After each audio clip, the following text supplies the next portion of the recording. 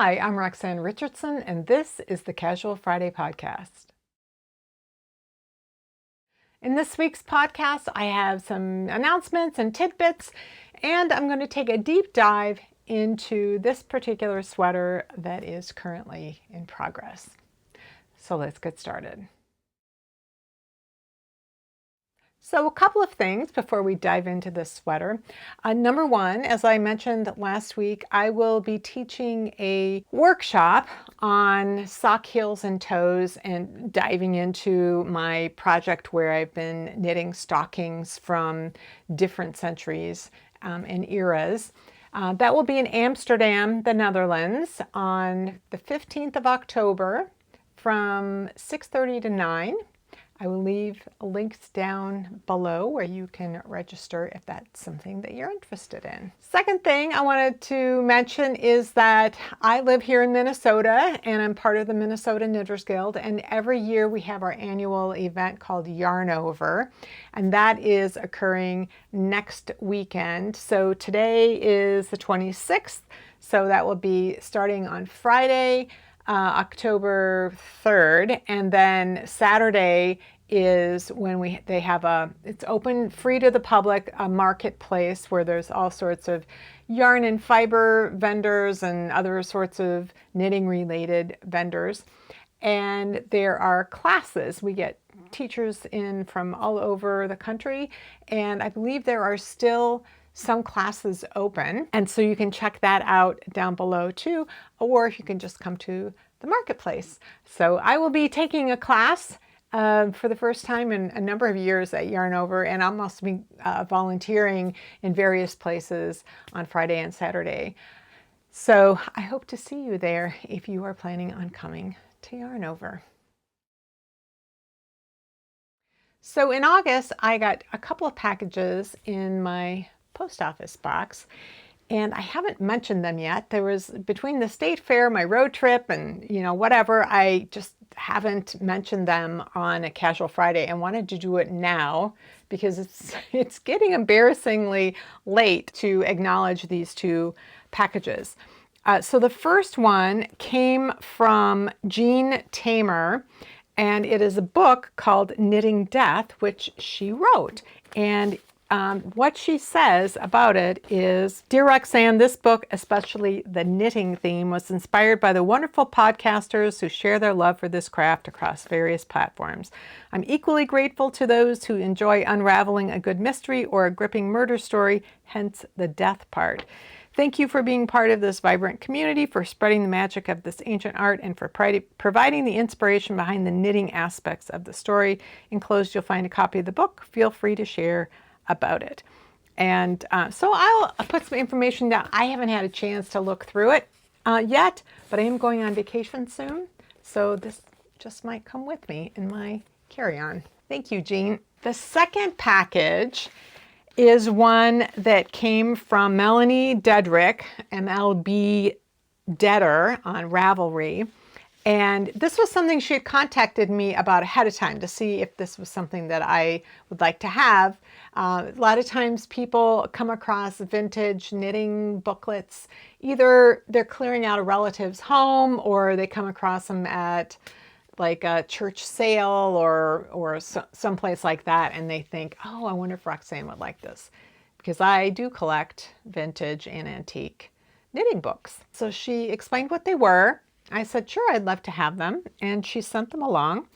And she also sent along some cards that she made herself using a quotation. So this letter from her says, "Dear Roxanne, although we have never met, I feel I know you in a way from your online presence. The way you share your knitting related adventures and knowledge is a gift to knitters all over the world. I'm happy to give something back to you. Enclosed are two older knitting books that need to be in a better place. The cards I made have a quote about friendship from a woman named Dinah Mariah Craik, 1826 to 1887. Books might be seen as a form of time travel or communication through time that allows us to share gifts and messages from another place and time." So lovely. Thank you so much, Melanie. And let's go to the overhead and we can look through these booklets because they're pretty cool. The first book is this Bear brand baby book, and it's for babies up to 4 years old. And this is copyright 1950. So this is very mid-century baby apparel and blankets. Things that just really scream mid-century, these kind of diaper covers, things like that. And the layette sets.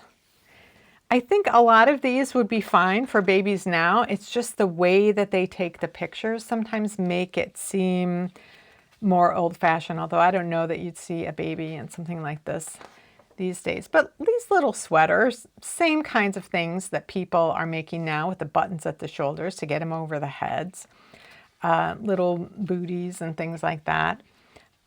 Little yoke sweater here, which is kind of interesting to see. Blankets with all kinds of embellishments. This is something that we would not see today, that little coat on with the little matching hat. It's probably not something we'd see, but this sweater, certainly something, and the mittens, things like that. And then there's little sweaters, your basic raglan sweaters, little vest. And then we got some color pictures here so you can see them better in color. And it always makes a difference to see something in color versus in black and white. This raglan is really interesting. It's got a cable going up that's in a different color, and then you can kind of see the increases are done probably with yarn overs. But that's an interesting little detail. And then there's this one with the color work going across the tops of the sleeves and the body.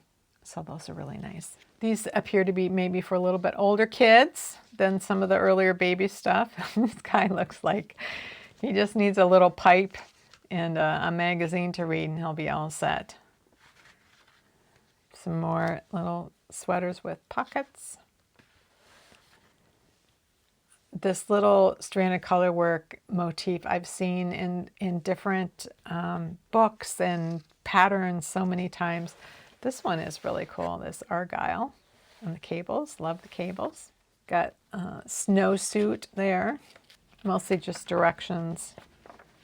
And then we got directions in the back and then a little chart for the little color work people that we saw on that little sweater. This one is a little older and it's kind of on the edge of falling apart. I could tell by the paper and just looking at some of the pictures inside, I was thinking, oh, this might be like 1930s, something like that, just from the photography. And then I got a good look right here. Copyright 1924. So this is really neat to me. So when I was doing my sweater project, when I was knitting a sweater from each decade, the very first one I did, I found in a newspaper, but it turned out it came from the Columbia Book of Yarn. So I collected several of those different books, some of them in hard copy and some of them that were digitized. And so it's really interesting to me to see kind of more of their catalog of books. And it's just so interesting to see how babies were posed in these kinds of things. Because again, while some of these things are not things you'd see in a modern baby, some of them are. They're just posed in a very different way than we would do it today. Like the little rocking chair. We might do something like that, but again, it would also be in color. But this, see the bottom of the sweater? You see how that's folded up? For whatever reason, they did that on sweaters from the 1890s on up. A lot of times men's sweaters still did that. It almost looks like there's a little button there. I don't know if there actually is. I'd have to read the instructions. But this double layer like this folding it back or creating a double layer like that was extremely common then, and I can't find any explanation for it other than at this time period when you were knitting for soldiers, things like that, they would have what they called cholera belts, and it was like a strip of wool knitting that they would wear wrapped around their abdomen. Babies, they would also do some of those things. They would call it like a colic belt or something like that. The idea that you keep the abdomen warm and keep those internal organs warm, and then you won't get sick. So I kind of wonder if that's what's going on with these sweaters, not just for babies. This is the first time I've seen one for a baby. But for adults, you're outside playing your sports and your sweater, and you super long sweater that you could never have unfolded all the way, and it's folded up so it's right around your hips and your kidneys to keep them warm, I assume. Again, I can't ever find an explanation for that. That is a cute little bonnet. That looks like it's crocheted. Yep, it's crocheted. These Columbia yarn books tended to be books of knitting and crochet, and sometimes the two were combined together. So we've got some baby blankets here. This is kind of interesting. This is crocheted. It's got some interesting texture there. You wouldn't see a kid probably wearing something like that these days, but 100 years ago. Then we've got little stockings that come up over the knee, and then they have a little tie on them to keep them around there.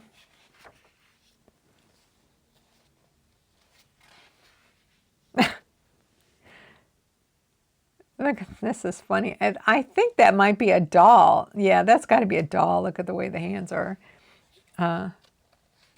So they might have had troubles for sometimes with their child models, getting them to sit still. A lot of Afghans. Look at this little coat. So there are more things in this book that I don't think people would make for babies today, although somebody might make something like that.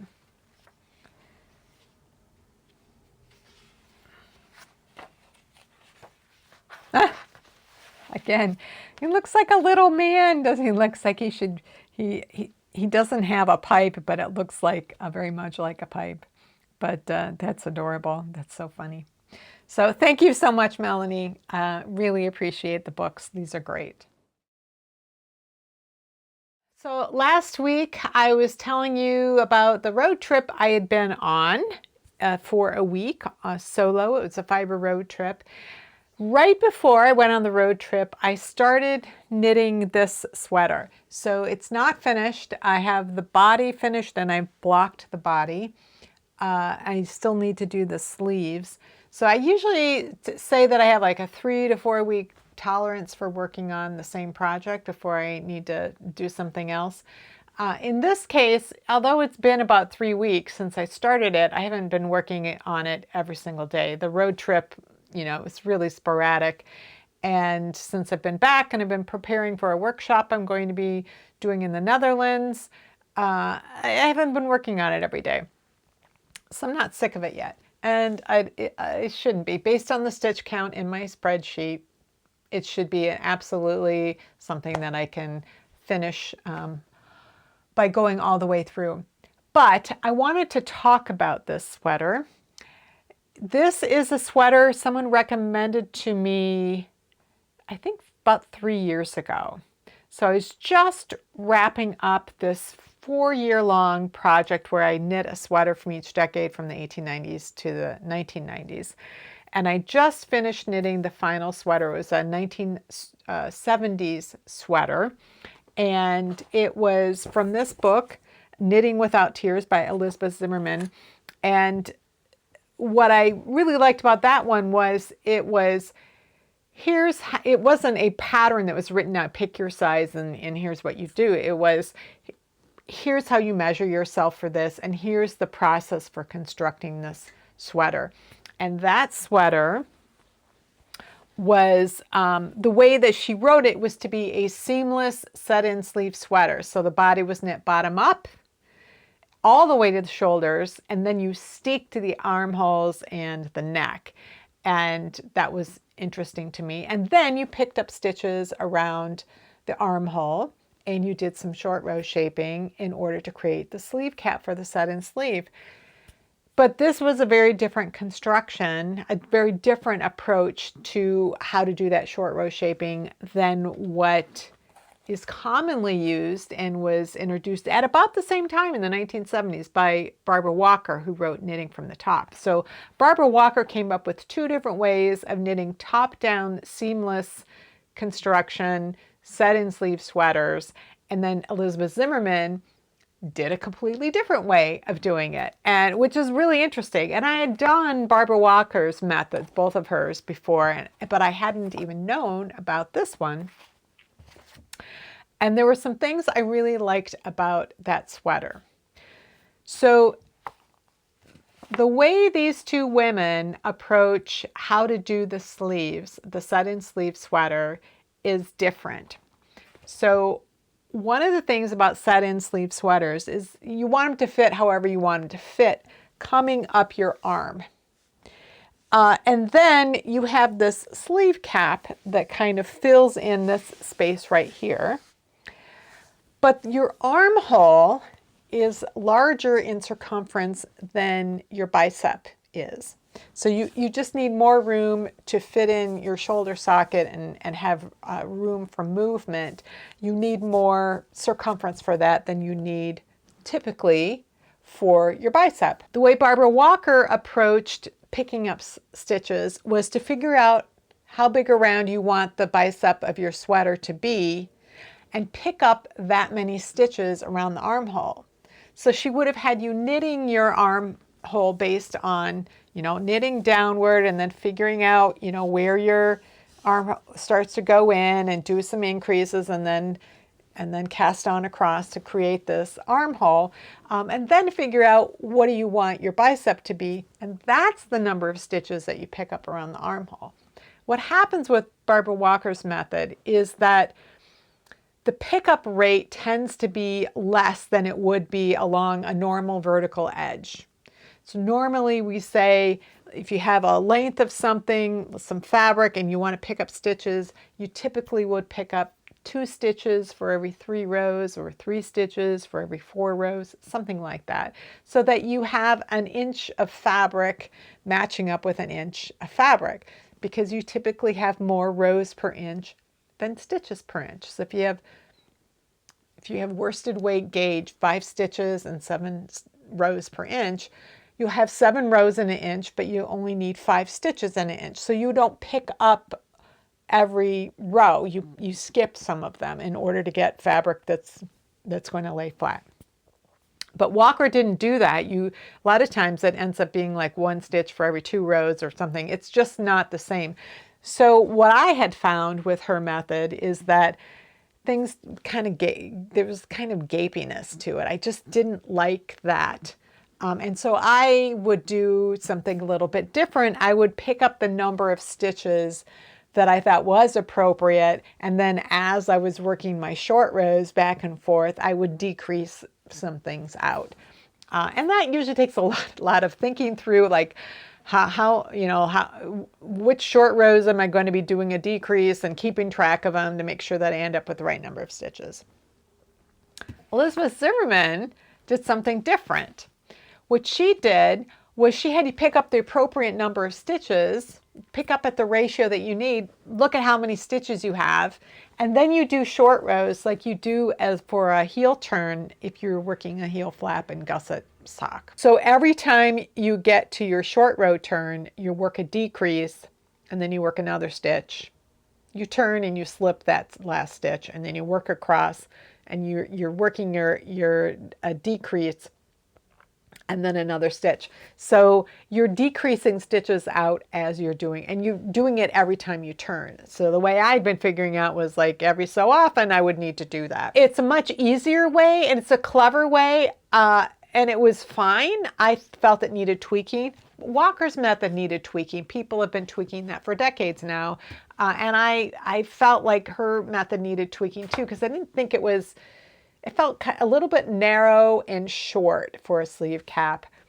And I just hadn't thought through how to do it. But after I had knit that sweater, somebody in Ravelry told me about a sweater pattern that Isolde Teague had done called RAVELSTON.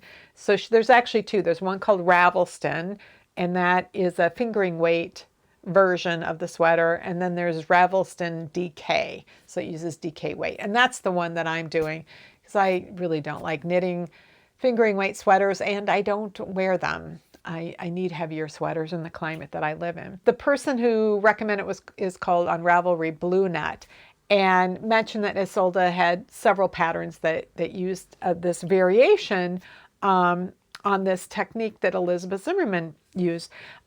If you read the pattern notes, she's actually saying it's a variation on Barbara Walker's, and I would argue that it's kind of a hybrid. It's sort of like what I came up with on my own without ever having seen Elizabeth Zimmerman, is like figuring out how to do short rows and decreases so I don't get that gaping. But Isolde has taken it a step further, and she has created sleeve caps that are not symmetrical, they're asymmetrical. And so let's go, I want to kind of show you a headless version of me explaining how this is constructed, and then specifically what's going on in the armholes, because I thought it was really interesting. All right, so the way that this sweater, the way RAVELSTON is constructed, is that the body is knit from the bottom up in the round up to the armholes. And then you separate the front from the back, and you finish the back. You're coming, you have some shaping at the underarms, and then you're basically going straight up until you have the neck is bound off. And then you finish the left shoulder. There is some short row shoulder shaping to give it that slope. And then when that's done, you come back over, rejoin the yarn, and you do the back shoulder. And then you come back to the front and you work up. There is different shaping in the front of the armhole than there is in the back. And what she's trying to do is more closely replicate way garments are constructed with woven fabrics. And we usually don't bother to do this in knitting because knitting stretches, and we tend to keep things more symmetrical. But that's kind of what's really interesting about this sweater, is that things are not done symmetrically. They're done differently for the front than the back. One example of that is that you pick the sweater based on your bust size, or your high bust size, like right under the arms, and adding 2 inches of ease. And so the assumption is that your bust is going to be 2 inches larger than that, and so that this is going to fit around the bust, but you'll have a little more ease up here.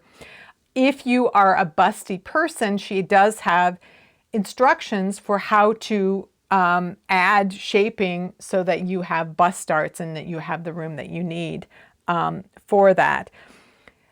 So there's that part of it, how you pick your size, but then the hips are larger than the bust area, that most women are a bit larger, especially like if you're wearing a sweater. For me, I don't usually bother with that, but the sweater is fitting over your clothes here where it might not be fitting over clothes up here. When you cast on for the round and you divide the front and the back, you have markers on the sides, you have fewer stitches in the front than you do in the back. And that is because as you're doing waist shaping for the front, you're doing a decrease on each side of the front next to the seam line. On the back, you're doing the same thing on the sides, so you're decreasing, but you're also decreasing right here in the center of the back, so that you're decreasing out that extra fabric as you're coming up the back, so that as you're coming up that slope back here, you're decreasing out. And so by the time you get up to the waist where you're done with the decreases, you do have the same number of stitches on the front that you have on the back. Then you start doing your waist increases, and you do that the same on the front and the back. You're not increasing extra stitches in the back. You only did that down for the hip area. But once the waist increases are done, you stop doing any shaping on the back, but you continue shaping on the front by adding bust increases. So you're making more room on the front here. So the sweater's proportioned so that it has more room overall down at the bottom, but especially more on the back here. And then as you get up to the top, you have more room in the bust area. So that's interesting asymmetry that really follows the shape of our bodies.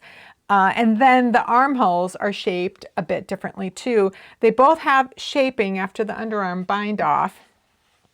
There's shaping for both of them, but there's more of it in the front. So this front curves more and the back is a little bit straighter. One other thing that I forgot to mention is that the two fronts here are actually longer than the back. So the seam line is sitting at the back of the shoulder rather than centered, you know, right along where your neck is. It's just back just a little bit, and that helps to kind of give a little bit of drop at the back of the neck before you pick up stitches to do the neck ribbing. So there are these different asymmetries going on. I haven't done the sleeves yet, but that's next, and that's another place where there's some asymmetry. You are picking up from this seam line, of which again is centered a little bit further back.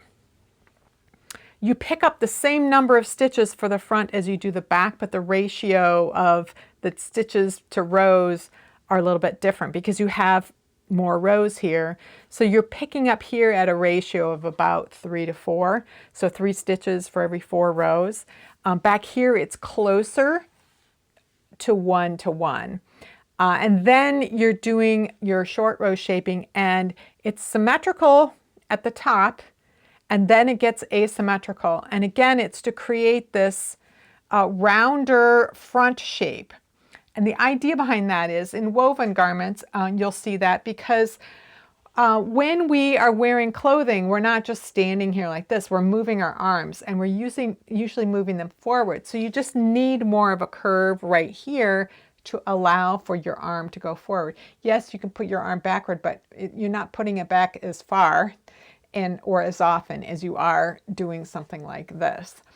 So that's the idea behind it. And I was really interested in this. I don't know if it's something that I would continue to do going forward, trying to figure out exactly how to shape something like that on my own. I'd have to study a little bit more, but I will show you in an overhead what the shaping of this sleeve cap looks like. So this is what the sleeve cap looks like. So this, I believe this is the right sleeve cap. So this would be the part going in the back, and this is the part in the front that's coming kind of curving out. This is just more even going down. So she has different sets of instructions, like repeat this, do this, and repeat it a couple times, do this, repeat it a couple times. And they're not always the same on the front and the back. So for example, the first set of instructions, you do have some symmetry at the very top of the cap, but then you are doing a decrease and then working 2 additional stitches, and then you turn and you come back and you are doing a decrease and working only 1 additional stitch. So there's different rates. In this yellow section, there are places where you do a decrease and you do 1 stitch, but then there's a whole bunch where you're just doing your decrease and you don't work an additional stitch after that. So that makes it a little bit more vertical like that. So I needed to chart this out just so I could understand what was happening. And I think it'll be easier for me to follow this than following the text instructions that have other sizes and where I could get lost looking at the wrong line and misreading things. So this was helpful for me, but also I can see exactly how this is shaped. So this is where I think it's a hybrid of Barbara Walker and Elizabeth Zimmerman. Barbara Walker, she would have you work your short row, turn, work a short row. When you come back, you're just working one more each time, and you're not doing any decrease. You just work one more each time. And Elizabeth Zimmerman has you do a decrease, work an extra stitch, and then turn, but doing, again, exactly the same thing every single time, where this is more variable, and it's also includes some decreases. So I really do see it as sort of a hybrid and taking the idea that I originally had much further than I would have ever thought to do. So pretty amazing. So I should give you some details. Again, this pattern is called RAVELSTON DK by Isolde Teague, and I'll link down below. And it is meant to be a stockinette sweater. I cannot abide knitting a stockinette sweater. There has to be something going on it, at least stripes. So I have this stitch pattern. So one of the reasons I choose to do the projects that I do is because I want to learn something new. And often, even though I can knit in my head, and I've done a lot of different sweaters and different constructions from, you know, hundreds of years, I can't always picture in my head what is going on. I can't always understand it. I can chart it out and sort of get it, and it just really takes me knitting through it to really understand it. And that was really my goal with this sweater. I wanted to understand if the shaping was really any better for my body than what I would normally do with more symmetrical shaping. And I wanted to see how the sleeve cap shaping was done, and to see if I could understand how to do things a little differently if I was inclined to do it. Like, what could I take from her that would be easy for me to apply in my own knitting? Because one of the challenges with this asymmetrical sleeve cap is that it's asymmetrical. And so there's no easy to remember, like, oh, I know what I'm supposed to do next at this short row turn. I'm going to have to look at the instructions or look at my chart and mark it off each time, because there's just no way otherwise for me to keep track of it. I'd like to learn what I can from hers, see if I really feel like it makes a difference in the fit, and then maybe modify it for sweaters going forward in a way that makes things easier for me to keep things in my head. The yarn I'm using for this is called Winterburn DK from Bahram U. I got this from a friend of mine during, I think she bought this yarn during the pandemic and then realized I'm never going to make a sweater this color, and she had seen me make several sweaters in basically the same color, and we traded. I had some yarn, some hand-dyed yarn from Gauge Dye Works that she had knit into, she had some of that and knit them into socks, but gave those socks away and was wishing she had more of that. And I think it was like a one-time thing, or Gauge Dye Works sometimes will bring back colorways, but they're usually a limited run. That's like she dyes what she dyes, and then that's what it is. And I happen to have some. So I got a sweater's quantity worth of yarn for a hank of sock yarn, which was very nice. It's a British yarn, spun and dyed in Yorkshire. It's a blend of 50% Blueface Leicester, and then there's 25% ecru Masham and 25% dark brown Masham.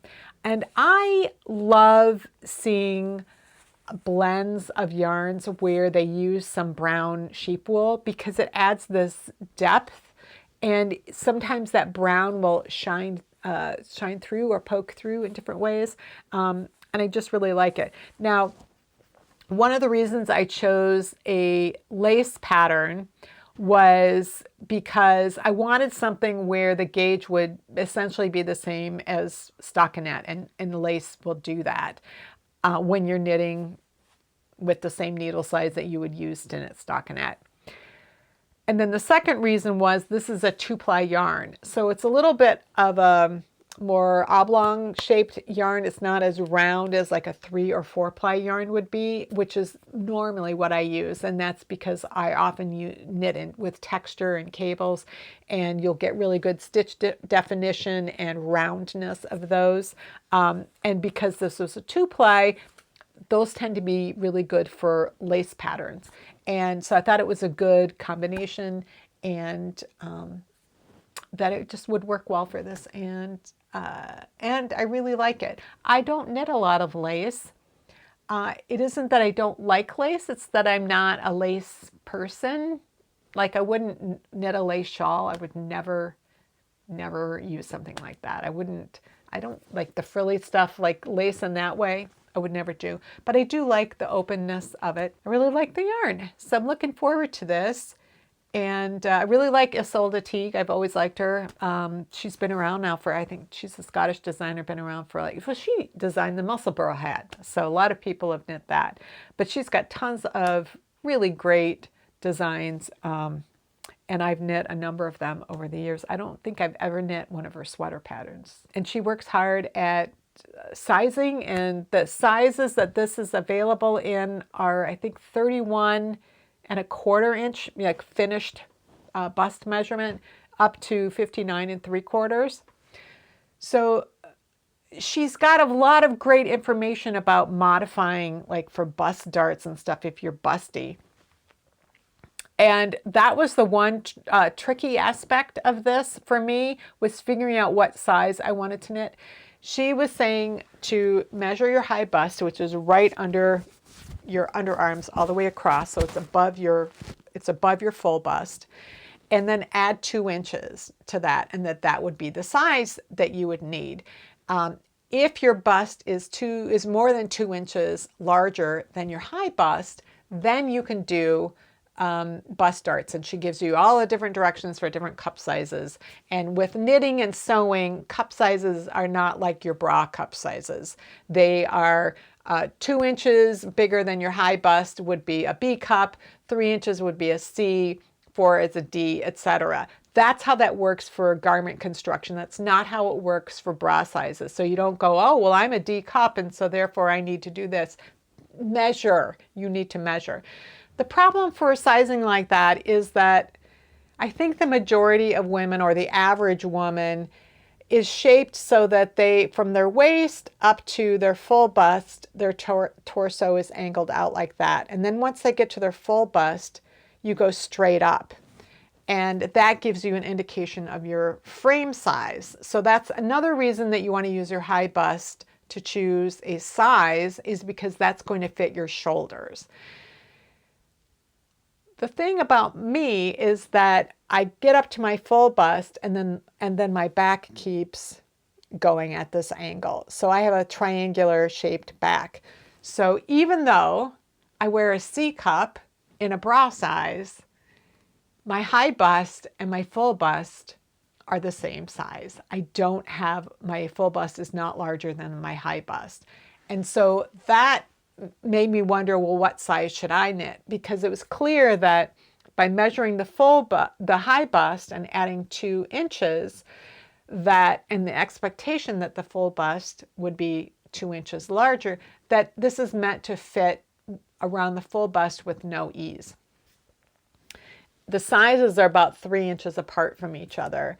And so I could choose like a 36½, or I would be a 39½. So then it would be, 3 inches or more larger than my high bust, and then it would be that much bigger around my full bust. And so it wouldn't really give the silhouette that it was intended. And I did want something that fit more closely. So I chose one that actually is the size of my high bust and full bust, rather than one that was 2 inches bigger. I did think about maybe adding some more width for my high bust, but I'm just going to see how it fits, because it's knit bottom up, so if I need to, I can rip back down and see how it fits. So I will see what I think. Since I do have the body done, it's hard to tell what it's going to feel like with a sleeve. So once I get the first sleeve started, and I could try it on and see I might even do the cap of the second one just to see how it fits and what I think. And if I think it's too tight, I can take that part back down and add some more room up in this area here. But that's the only sort of fit issue that I think might happen with this sweater. And otherwise, I'm really looking forward to seeing how all of the asymmetrical shaping works. Well, that's it for this week's Casual Friday. If you have any comments or questions about today's video or suggestions for videos you'd like to see in the future, you can leave those down in the comments below. Or join the discussion in my Ravelry group, Rocks. Thanks for watching, and I'll see you next time.